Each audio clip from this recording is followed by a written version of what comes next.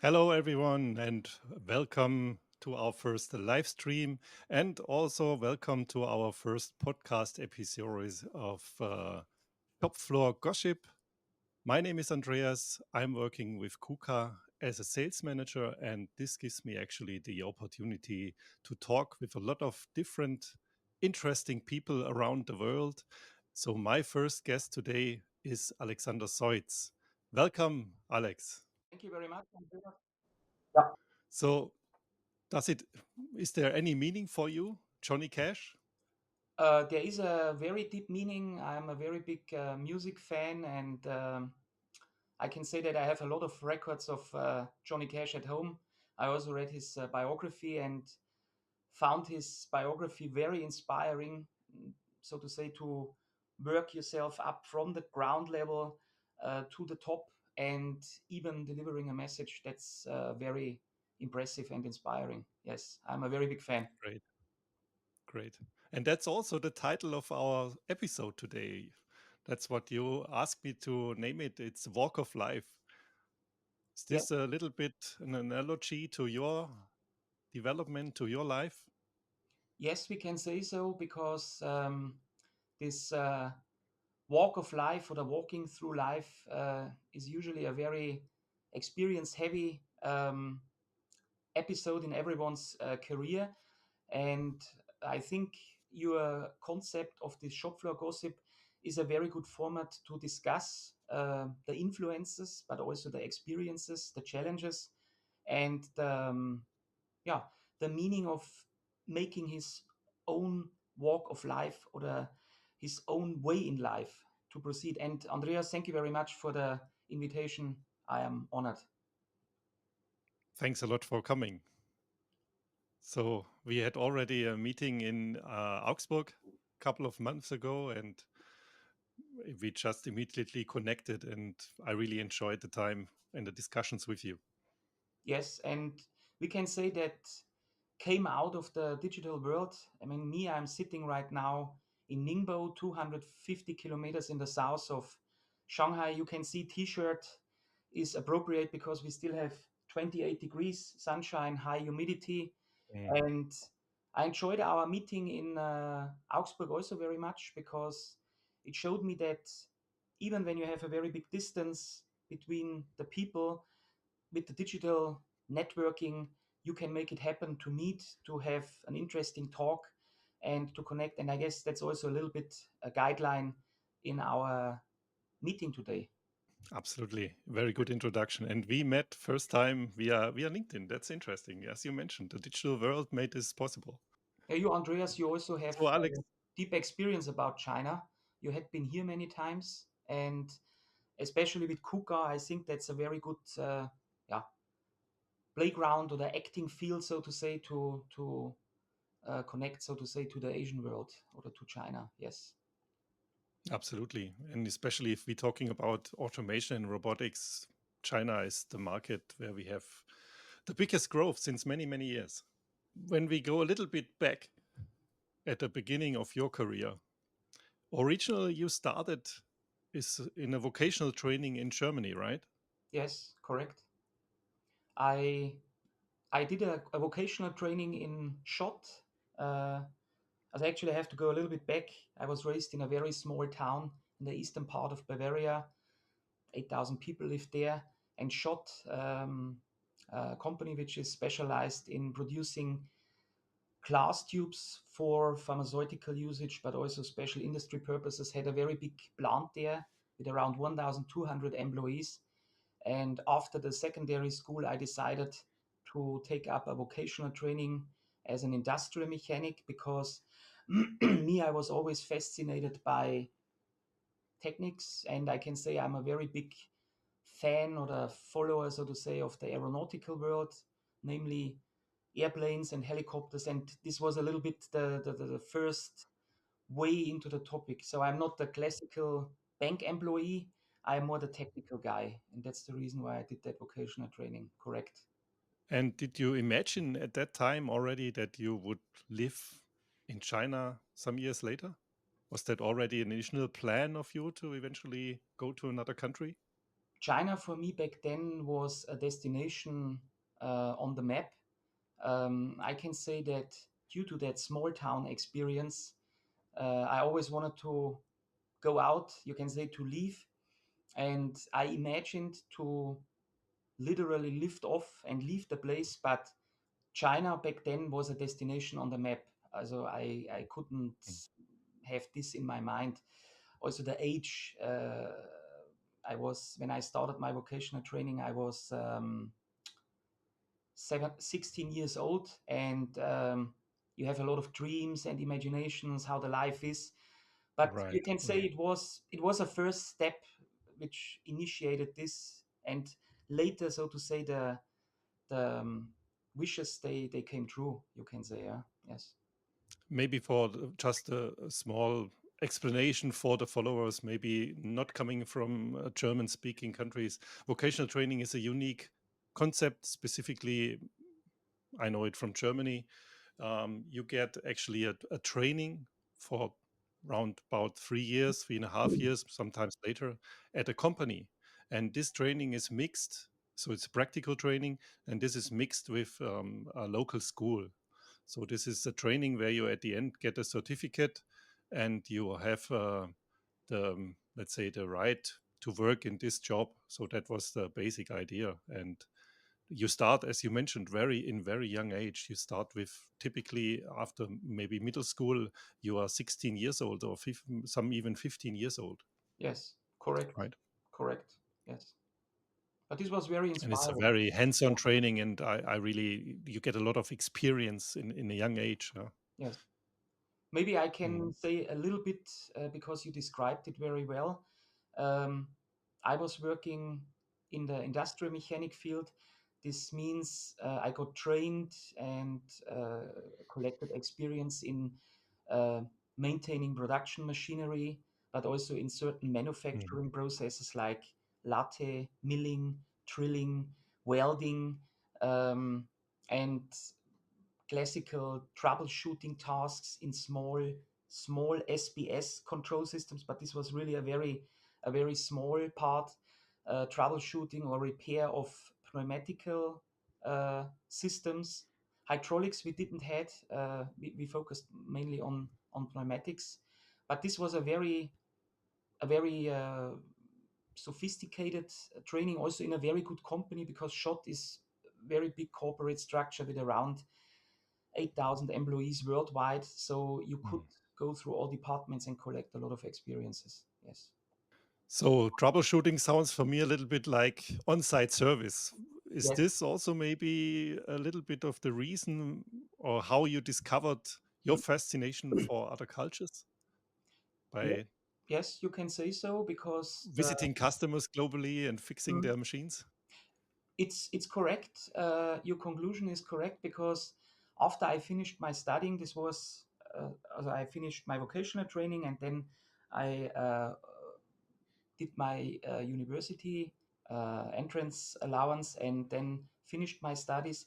Then I started to work for company Kronos, and with Kronos Mhm. I dived into that field of on-site service, visiting customers worldwide, troubleshooting of machinery, commissioning, installation, relocation of machinery. It's correct. Yes, it was Wow. a follow-up, we can say. Yeah. Yeah. Krone is also a big multinational Yes. company and specialized in fitting machines, for example, right? Yes. Complete turnkey solutions, we can say. Kronos back then, when I worked there as a service engineer in the international service, they had around 9,000 employees.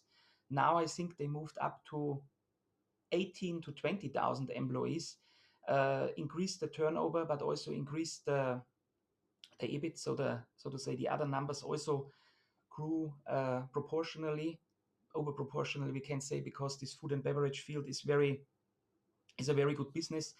And I was in the filling machine segment, but Kronos also has blow molding machinery, packaging, inspection machinery, the whole process part for breweries.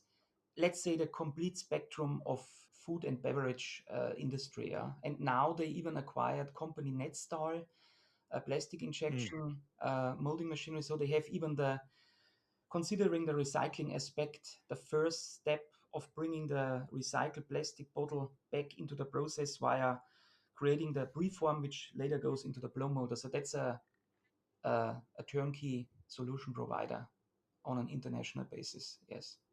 I still remember Netstal from my time in the packaging industry. So specialist for thin mold manufacturing. So for packaging, great. So was this at Cronus, this time at Cronus, was this also the time when you first got kind of fixed to China or exposed to China, let's say it this way? That's also a very good question, and I have to say yes, because I started to work at Cronus in 2011, and we got a kind of, let's say, inside training. This means we had been working in the hall where the new machinery was put together. Also followed certain machineries on certain assembly steps, and also prepared the machinery in the hall on site for the pre-acceptance when the customer was coming. Uh, Traveled already outside. I visit certain spots in Europe. I was in Italy, in Spain, in Austria, but always in a kind of group, so to say, following a group of technical experts going on site. And then after 6 months, I got a call from dispatch, and the question was, can you imagine to start up a water filler in China? And this was a phone call, and as passionate I am, I just said yes, I can imagine.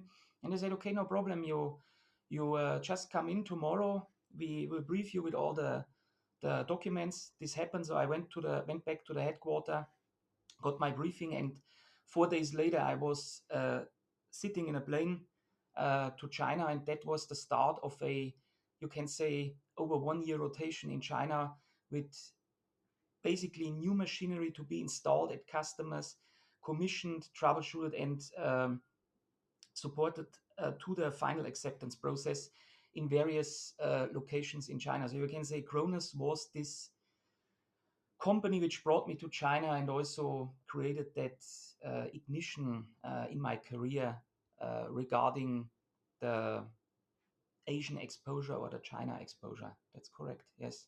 Wow. And how old were you back then? 2011, I was 33 years old. And when I Mhm. started and when I hit China the first time, I was 30, yeah, 33, 34, turning 34. Yes. Wow, great. I remember first time I went to China, it was similar. Not so long, yeah. I was only there for a couple of weeks, but it was pretty much same approach. It was a decision within days, yeah. And I still remember they had to bring me the visa to the airport because it was such Okay. Okay. short notice. That Okay. was crazy, yeah. That That's was great. 2003 actually. 2003. That's Yeah. crazy. I was there the first time 2012. A big difference to now in the last 12 years. A lot of things changed. But Mm, 2003, I can imagine it must have been completely different. That was we can say, the beginning of the starting phase in China. Yeah. Yeah. totally fascinating, yeah, Yes. absolutely. And when we talk about beginning in China, when you went there in 2012, what kind of thoughts had you back then specifically about the production when you saw this first time in China Hmm. compared to what you've seen before? Okay, I have to say for Cronus, I did mostly a kind of greenfield project approach. Most of the projects we had back then had been for a company Wahaha. Wahaha is one of the biggest um, soft drink filling companies in China. Is a Chinese self-made millionaire, we can say, who founded this empire, and they ordered a lot of machines from Cronus. So I was literally always in the newly built hall where even the windows had not been there and the floor had not been made, but the machine Ooh, was already standing there and producing. In Germany or in Europe, we cannot imagine this. that also reflects a little bit the fast growth and this very fast approach, this Chinese speed, and this way, so to say, of producing products, or this way of doing business. I think this is a complete different way to the, or the approach to the way we know in Europe, because in China they have the advantage that they can make a decision on Monday, and on Tuesday they're already working on the implementation. This goes, of course, in both directions. This can be positive, but also negative in a kind of growing sense. Also, in regards to production, it's a very big advantage because you can implement things immediately, and you have literally, this is also what I learned, all of the resources at any time at hand. If I need a 25 or a 30-ton crane, or maybe I need five, I can have them tomorrow. I don't need to wait 3 weeks. So then tomorrow, maybe in the afternoon, I have them already. That's a very interesting aspect, and I learned also a lot during this time, because we had a lot of challenges also with the installation of the machinery, but also then with the production processes per se, quality wise, so to say, uh, productivity wise. But we could solve all of these things in a very, I would say, streamlined and smooth way, which refers to this classical China speed. So that was my main impression about the production back then Oh, in that kind of industry. Yes. because I just was talking to a customer the other day, and he was for a ramp up of a production line in India, and he reported completely different aspects. And I think that brings us also a little bit to your next, let's say, experience. Yeah. You not only gathered experience in China, but also in different other countries around the world, for example, in India. And would you say, when you are thinking about specifically automation projects, would Mm. you say there are different customer requirements when you travel to different countries, or is it all about efficiency? Of course, efficiency is always a big driving factor. But when I look back to my time in India, this was the career step I made after Kronos. I started to work for a German machinery company in the area of Regensburg, company iTech. This company was specialized in special purpose machinery for final assembly car. And with this Mm, company, I did not just work in China, but as you said, also in India. And in India, we worked in CKD plants, and CKD means completely knocked down. This means you can literally, how to say, imagine it as a very half automatic, semi automatic production process, completely different to China, where we have a full automatic approach. I mean, you have also in India full automatic lines, but the projects I worked for in the automotive segment after Kronos for this company iTech, um, we had projects with Audi and Auto Skoda India, and these plants, they had, for example, they had tech modes when the car was built, and the cars from tech number one to tech number two, they had been moved mm. by hand by the workers, just Oh, shifted into the next tech. And then the mm, different assembly steps, for example, for the dashboard, for the panorama roof, worked out with, let's say, half automatic or semi automatic devices on a, I call it now, very classical mechanical level. So this means no robots, manipulators, and handling devices on a very, I call it now, simple design basis, but effective design basis. And these assembly devices I met in India, they had been completely different to certain assembly steps in China I experienced in my automotive career. For example, in China, I worked on a door sealing project. This means you have the main door of the car, and around the door you have mm, to apply the sealing.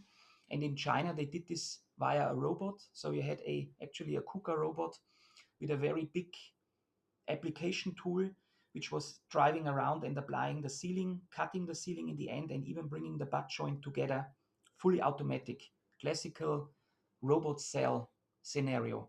In India, they brought the doors manually, brought a kind of template they fixed on the door, and then a worker came with a predefined sealing and applied the sealing step by step via hand. And By it hand. was Ooh. also very well working, but of course, you have differences in the cycle time. You have differences in the approach, and of course, you also face different quality scenarios. So there was a very big gap, and I think there is already, or there's still a very big gap between China and India. India is now ramping up a lot, but China made such a big approach in fully automated production processes in the last 10, 15 years. That's amazing. That's a different level. Thanks a lot for sharing these insights. That's amazing. Yeah. These differences, I would not have expected it. I would actually have expected that if you go to such lines from one customer, that you maybe have the same, more or less the same line concept, no matter where the country or Mm. where the plant is located in which country. Great. By the way, yeah, if you haven't done so far, please like, follow, and subscribe to this channel. Yes, please. And also, maybe let us know. This is the first time we are doing this kind of live stream and podcast episode. We chose the vertical um, format. Let us also know in the comments below if you prefer vertical or maybe more horizontal, classical way. When I come back to the first project I was working on in China in 2003, coming back to what you just mentioned, that the automation level changed tremendously in the last years in China. At that time, 2003, we were just losing, or we were just about to lose a big project in a Chinese customer. I was working for, I brought the right appropriate coffee mug. Yeah. I was working for this company. So we were about to lose a line, a production line, because we assumed with a labor cost of maybe $2 per hour, you would never quote a fully automatic line. And the specifications were kind of soft. So we quoted manual. And we learned that we were about to lose because we did that. Because at that time, when we're talking about automation, everything was about just, efficiency. But in China at that time, what I learned, at least at this customer, it was more a different approach. It was more about quality, to have a stable process in the production. And this is why this customer wanted to have a fully automatic um, truck line. Is this one of the main drivers, maybe this quality or this high level of quality which Chinese customers want to achieve for automation, or is this just maybe too simple to say so? What would you say is driving that huge growth of in automation in China?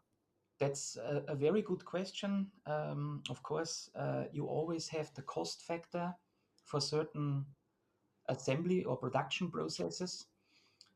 You have on the other side the influence of I call it now, um, political driven concept, because, for example, if you have CKD manufacturing, as so to say, hand built processes or hand built executed processes, you have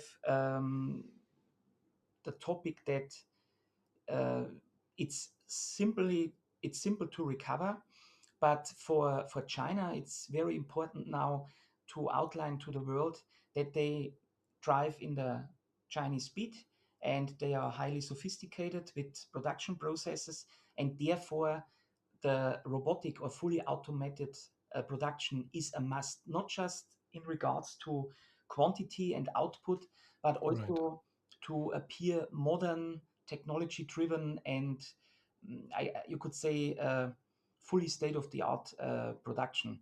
Another criteria is, and this I also experienced in my career in China, but this is a common topic worldwide, but we can say it's maybe a little bit more serious in China when you have personnel which is qualified for certain processes, and then suddenly they quit and go to another company, Mm. you're losing literally the process. Of course, you have to internally do trainings to have also the other staff being trained in that special area, but that's always a kind of indicator that you might lose that technology know-how. The second point is Mm. that for highly automated production lines, you have the advantage that you can ramp up to an extremely high quantity always on the same quality level, because the robot, it does it 1000 times, 1 million times, 6 million times. It is not a difference. You don't have the classical influencing factors like heat, stress. The robot doesn't know this. It's just working off the task from ABC to D. That's also an indicator. And you have, as the production in China gets more and more complex, as there is a shift that the normal manufacturing is, let's say, not so, I don't want to say popular anymore, but for example, if you're working now in a very, I call it now, dirty or environmental heavy industry, Mm. maybe it's not so popular anymore in China compared to if you work in the semiconductor industry, which is a very clean and Yes. sterile industry, we can say, right? And therefore, You can literally eat from the floor. you can eat from the floor in the clean room, Mm. correct? Yes, and then the robots coming, so to say, automatically. And I guess this is also the big challenge in China now, that of course, we also need the mechanics, but we want to have the people who can work in highly technology driven surroundings, learn from it, and so to say, grow further on that level. So, therefore, in China, in the last 10, 15 years, there is a very strong tendency to Mm. automated robot driven processes. That's correct. And that's what we also see from the official figures when we're talking about consumption of robots. Yes, The biggest market for robots is still China for many years. yes. And when you talk about, let's say, change of velocity of change, um, just a couple of weeks ago, I had the chance to visit China again. That was my first time after Corona crisis. So I think I was one of the last ones who was still able to visit to China shortly before the Corona crisis. And I just came back the first time after a couple of weeks, and I was stunned. I was really stunned what happened during these just maybe 4 years. I Mhm. haven't visited the country, so for me, it looks like it's an exponential change what is going on. Yes. Um, what would you say is the biggest change when you compare it maybe to your beginning in China in 2012? Is it automation? Is it the processes? No, it's the automation, it's the processes, but it's also the competition. Because let's say in the manufacturing field, you have now a lot of local competitors, uh, which have, of course, a certain kind of local advantage, you can say. Mm. You have the technology expertise, which grew up in the last 5 to 10 years. So you have very good personnel in China, uh, maintenance personnel, engineers, project managers, uh, personnel which can deal with all kinds of complex processes. So we can say China learned a lot and learned very fast and adapted also very fast, implemented this kind of knowledge and technology which came into the country on a very fast pace into their production processes. The competition, I would say, gets Mm. more and more challenging. On the other side, I have to say, I was at an medical device exhibition from last week, Wednesday to Friday, the MedTech in Shanghai. As for my current employer, we also delivering products into the medical Oh. device or the medical technology industry. And Mm. in this special field, in which the government is investing a lot, and we could see this also at the exhibition. Um, there are a lot of even Chinese companies who are in that field who say, I want to have a Western company as supplier because they know there is a certain expertise which grew up over 30, 40, 50, let's say 100 years. And that is also still very much appreciated in the Chinese market for the Chinese customers. But of course, you also have a kind of strong competition because a lot of Chinese people, they went to Europe, studied there, for example, in Berlin, in Karlsruhe, in Munich, came back to China, and then also made very strong careers, adapted or implemented that knowledge from the West into the processes in China, and then created also a very competitive field. So it's a very dynamic and challenging market, and I would say the competition, so to say, changed. I mean, Andreas, Mm. from your perspective, I mean, with KUKA or with the robotic field, how do you see this? Because I remember there is a company in Shenyang in the northeast of China. It's called Siasun Robotics. That's a 100% Chinese company. I visited them in 2018, and I have to say I also had been amazed how far they went with own development. How do you see this in that robotics field? Competition is fierce and growing. We have a lot of new players on the market, specifically from China. I think you could see it already a couple of years ago, starting with the cobots. So Mm, many cobot startups from China coming to the market. And now we see it also in the industrial robotics section, like what you mentioned, CSN, but there's another one, mm. Estun, Yes, and also expected, I think, to have shortly the market entry in Europe. And what we also see, it's not just a robotics manufacturer. We get, for example, Chinese battery manufacturers who starting up transplants in Europe, and with them come the Chinese line builders actually, because so far it is also difficult for European OEMs to identify European line builders who can handle a turnkey project Mm, for battery production from the cell all up to the, let's say, to the modules and the packs. And it is the Chinese line builders coming not only for these projects for in Chinese transplant to the European markets, but also competing with traditional line builders mm, in Europe. mhm. So we can see a shift actually from now Chinese turnkey solution providers trying to push into the European market, right? Yes, traditionally, for the last decades, maybe China was mainly seen as a market where you could export your equipment. Yes. And now it's, I think it's a mutual way. It's both directions. And Interesting also point. it's Yes. interesting for me to see the quality level you get.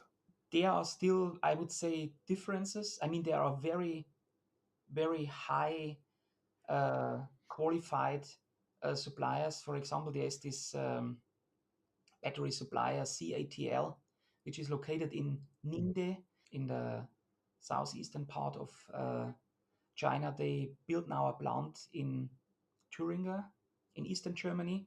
Anstatt, Yes, yes, and they will supply the batteries, as far as I know, for Tesla in Berlin and for Mercedes-Benz, as far as I know. So there is very interesting things going on. Yes, the markets are shifting. absolutely. Yes, Yep. Everything is getting very dynamic. yes, And what I also just saw a couple of weeks ago is there is always coming out the statistics about consumption of robots per 100,000 um, inhabitants in a country. And what is interesting, so this is not to break it down, yeah. So you have a figure which is not just depending on the size of a market, but actually you put it in relation to the people living there. yes. And for me, it was interesting that just a couple of weeks ago, with the new statistics, it was evident that China overtook the US in terms of installed robots per 10,000 inhabitants. Yes. So that shows a little bit the dynamics going on in this market. Would you say this is already then maybe the summit of automation? Is this the peak, what we see? Or is there more to expect in the future, specifically in China? I think there is more to expect in the future. I guess currently, as we have for Chinese relations a relatively slow GDP growth, but that's a temporary effect of the, I call it now the of the Corona time. But we can say everything is in place here for the next step. This might take a certain time. I don't want to lean now out of the window to define it time wise, but we will definitely see a, a next step coming. And I guess this next step will be very, let's call it digitalized and AI driven, which also affects this robotic and automation field. Right. And therefore we have everything in place here, as a manpower wise, working wise, know-how wise, to go to that next step. This I'm fully convinced. For me the important question is, and I guess this is also interesting for you, how Europe, respectively Germany, will, so to say, try to counterbalance this new approach, this kind of competition, because we all know we have in Germany, we have still a lot of technology know-how. We have very good solution providers. We have expertise over, we can say, hundreds of years.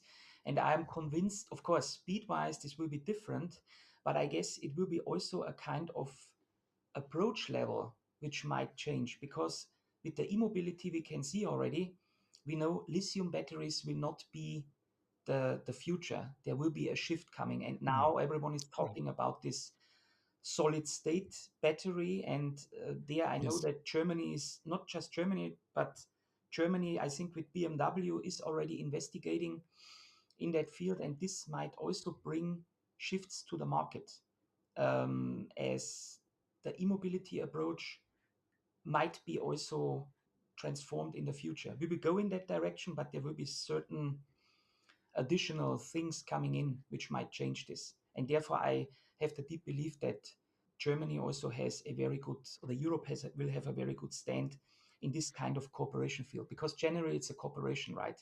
Doing business means also to cooperate on a certain level, and not just competition is good, but we also need cooperation. Right. And I believe it's becoming more and more important to find partners where you cooperate with so that you don't have to do everything by yourself. Maybe traditionally, when I go into the robot, you wanted to deliver the full scope from one manufacturer. And today, I think it's more about options. True. For example, the vision system you already mentioned today, it's very important in all kinds of industry to also have some vision and vision systems. They just had an unbelievable, let's say, yeah, change in the capability, what they can handle, what they can do due to artificial intelligence, to AI Yes. in the last 4 to 5 years. Today, it's about options, giving customers options so that you collaborate with different vision companies because each of them has their specific know-how, their specific experience. Yes. That's a good, very, very good aspect to have this in mind to find collaborative partners. Yes. But do you think with the speed coming from China that in Europe, with our mindset, I'm Mm. just talking about work-life balance, no one wants to work at the weekend and so on, no Mm. night shift, whoa, please not. Do you think we can still be competitive? Yeah, let's say, of course, if this would be a general mindset, then it might be a topic. But I would say that the classical definition of German engineering was always, okay, we have a problem. Now we have to go to the problem and we have to solve it. And I have the deep belief that this kind of attitude is still there. And this is also a very good foundation to build on. But I agree, we need a kind of evaluation of priorities. I mean, of course, the people, they need a kind of work-life balance. I agree. You cannot push employees 80 hours, 90, 100 hours a week into the tasks. But this is, I would say this is necessary to meet in the middle. I think that for certain technologies, there is still a cooperation will also between China, Europe, and America. Now we have this semiconductor topic, which is also influencing this automation field a lot. And I think it will be about compromises, not just on the global political level, but also in the society. And then I am Mm. convinced that, especially companies like Kronos, food and beverage field, pharmaceutical companies, we have in Germany, we have very good packaging machinery providers for food, for pharmaceutical solutions. And we can see that they are still on a very good business level, even in the Chinese market. So, therefore, I think there will be a kind of sorting out, I call it, but there will be also a kind of redistributing of the different segments. And then I have the deep belief after balancing and meeting in the middle, we still have a good chance to compete in that market. We have to stay positive. Let's say like this. Right. Yes. That's very important. Yeah. Which advice would you maybe give to a European general manager? I would say, first of all, communication to the headquarter is very important. Transparency, which you can say also includes compliance, but also transparency in that way to say, make the headquarter understand that the market, the business, and the approach in this very dynamic driven market in China is different than in Europe. Mm. There need to be a kind of adaptation to that mode.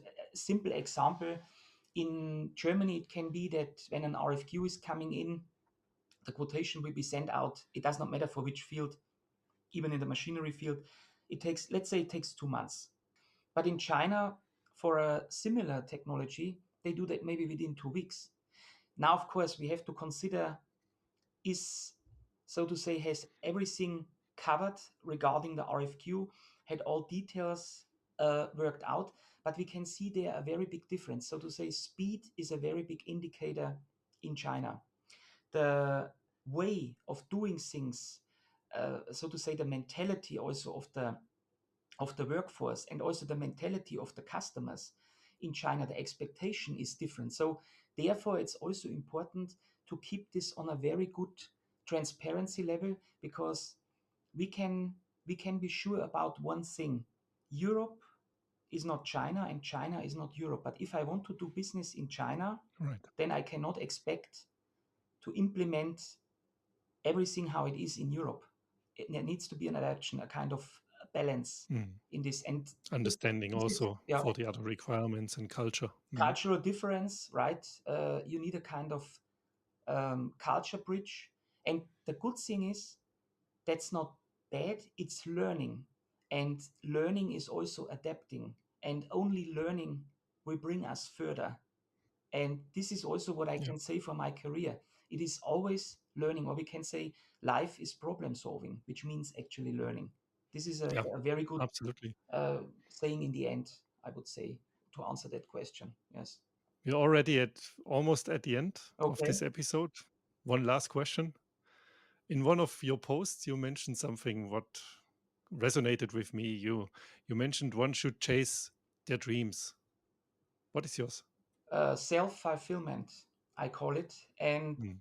until now, I reach that always because with these kind of changes in my life, so to say, being raised in a very small town, then went to Berlin to study into the big city. This was already a jump into the cold water.